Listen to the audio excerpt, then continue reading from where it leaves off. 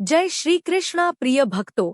आज 2 जून 2024 को ज्येष्ठ माह के कृष्ण पक्ष की एकादशी तिथि है और आज हम सुनेंगे सूर्य देव की व्रत कथा। ज्योतिष शास्त्र के अनुसार 9 ग्रहों में सूर्य देव को राजा माना गया है, जिनकी साधना आराधना करने से कुंडली के सभी दोष दूर हो जाते हैं। सूर्य देव का नाम सविता भी है। सूर्य सिंह राशि का स्वामी है और इनकी महादशा 6 साल की होती है। कुंडली में सूर्य यदि मजबूत अवस्था में हो तो व्यक्ति को समाज में खूब मान सम्मान और सुख समृद्धि मिलती है। विशेष रूप से पिता का पूरा साथ मिलता है।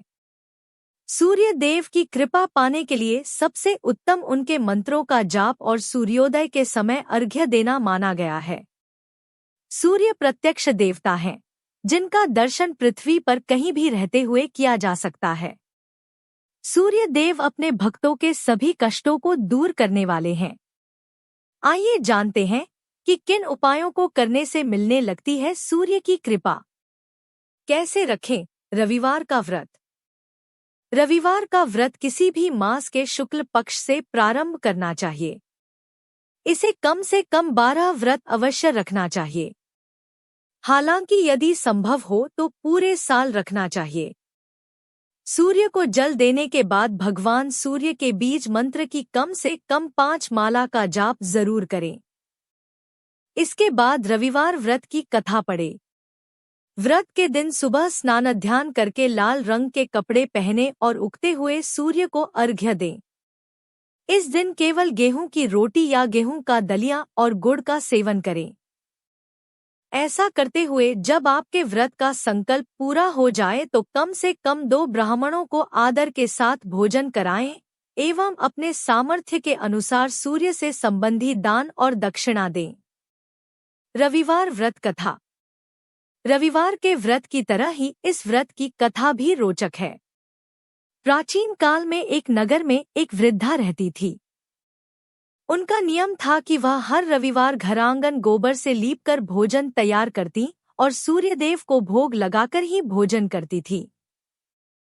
ऐसा व्रत करने से उसका घर अनेक प्रकार के धन धान्य से पूर्ण था।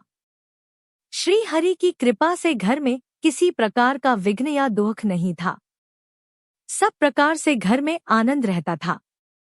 इस तरह कुछ दिन बीत जाने पर उसकी एक पड़ोसन, जिसकी गौ का गोबर वह वृद्धा लाया करती थी, विचार करने लगी कि यह वृद्धा सर्वदा मेरी गौ का गोबर ले जाती है, इसलिए अपनी गौ को घर के भीतर बांधने लग गई। वृद्धा को गोबर न मिलने से रविवार के दिन अपने घर को न लीप सकी, इसलिए उसने न तो भोजन बनाया न भगवान को भोग लगाया तथा स्वयं भी उसने भोजन नहीं किया। इस प्रकार उसने निराहार व्रत किया। रात्रि हो गई और वह भूखी सो गई। रात्रि में भगवान ने उसे स्वप्न दिया और भोजन न बनाने तथा लगाने का कारण पूछा। वृद्धा ने गोबर न मिलने का कारण सुनाया। तब भगवान ने कहा कि माता, हम तुमको ऐसी गौ देते हैं जिससे सभी इच्छाएं पूर्ण होती है, क्योंकि तुम हमेशा रविवार को गौ के गोबर से लीपकर भोजन बनाकर मेरा भोग लगाकर खुद भोजन करती हो। इससे मैं खुश होकर तुमको वरदान देता हूँ।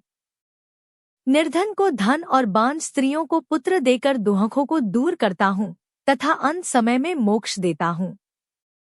स्वप्न में ऐसा वरदान देकर भगवान तो अंतर्धान हो गए और वृद्धा की आंख खुली तो वह देखती है कि आंगन में एक अति सुंदर गौ और बछड़ा बंधे हुए है। वह गाय और बछड़े को देखकर अति प्रसन्न हुई और उसको घर के बाहर बांध दिया और वहीं खाने को चारा डाल दिया। जब उसकी पड़ोसन वृद्धा ने घर के बाहर एक अति सुंदर गौ और बछड़े को देखा तो द्वेष के कारण उसका हृदय जल उठा और उसने देखा कि गाय ने सोने का गोबर किया है, तो वह उस गाय का गोबर ले गई और अपनी गाय का गोबर उसकी जगह रख गई। वह नित्य प्रति ऐसा ही करती रही और सीधी साधी वृद्धा को इसकी खबर नहीं होने दी। तब सर्वव्यापी ईश्वर ने सोचा कि चालाक पड़ोसन के कर्म से वृद्धा ठगी जा रही है, तो ईश्वर ने संध्या के समय अपनी माया से बड़े जोर की आंधी चला दी। वृद्धा ने आंधी के भय से अपनी गौ को भीतर बांध लिया। प्रातःकाल जब वृद्धा ने देखा कि गौ ने सोने का गोबर दिया तो उसके आश्चर्य की सीमा न रही और वह प्रतिदिन गौ को घर के भीतर ही बांधने लगी।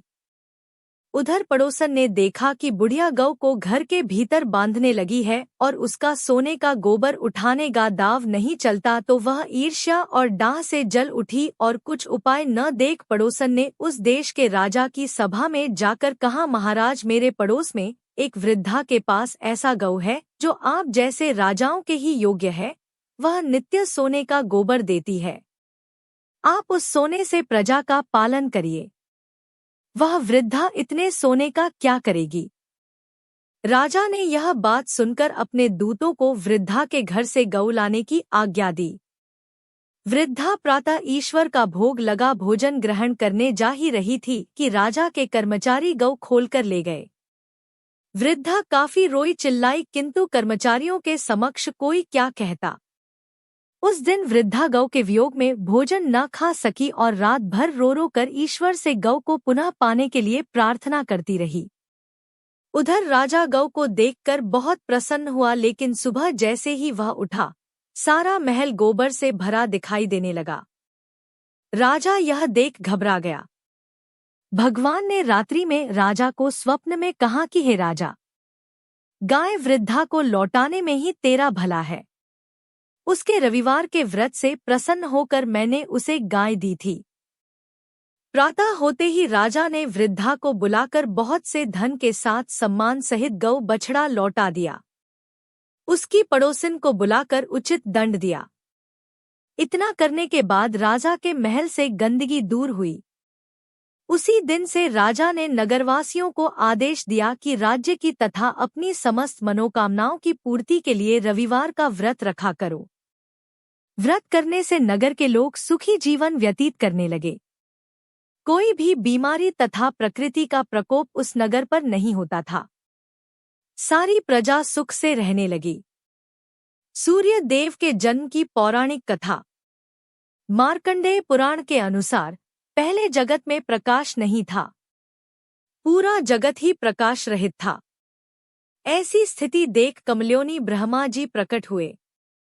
कमल्योनी ब्रह्मा जी के मुंह से जो पहला शब्द निकला वो था, यह सूर्य के तेज का एक छोटा सा हिस्सा था। इसके बाद ब्रह्मा जी के चारों मुखों से 4 वेद प्रकट हुए। ब्रह्मा जी के 4 मुखों से 4 वेद प्रकट हुए जो के तेज में एकरूप हो गए। यह एकरूप वैदिक तेज ही आदित्य कहलाए। यह विश्व के अविनाशी कारण है। सूर्य ने ब्रह्मा जी की प्रार्थना पर ही अपने तेज को समेटा और स्वल्प तेज को धारण किया। जब सृष्टि की रचना की गई तो ब्रह्मा जी के पुत्र मरीचि हुए। इनके पुत्र ऋषि कश्यप थे जिनका विवाह अदिति से हुआ था। सूर्य देव को प्रसन्न करने के लिए अदिति ने घोर तप किया। सूर्य ने अदिति की गर्भ में सुषमा नाम की किरण के तौर पर प्रवेश किया। गर्भावस्था के दौरान भी अदिति ने कठोर व्रत जारी रखे। वो चांद्रायण जैसे कठिन व्रतों का पालन लगातार करती रही। इस पर ऋषि राज कश्यप बहुत क्रोधित हुए। उन्होंने क्रोध में अदिति से कहा कि तुम इतने कठोर उपवास कर रही हो, क्या तुम गर्भस्थ शिशु को मारना चाहती हो? यह सुनकर देवी अदिति ने दिव्य तेज से प्रज्वलित हो रहे बालक को जो उनके गर्भ में पल रहा था, अपने उदर से बाहर कर दिया। उस समय सूर्य देवता शिशु के रूप में अदिति के गर्भ से प्रकट हुए। यह बालक आगे चलकर मार्तंड नाम से विख्यात हुआ। बता दें कि ब्रह्मपुराण में अदिति के गर्भ से जो सूर्य का अंश जन्मा था उसे विवस्वान कहा गया है।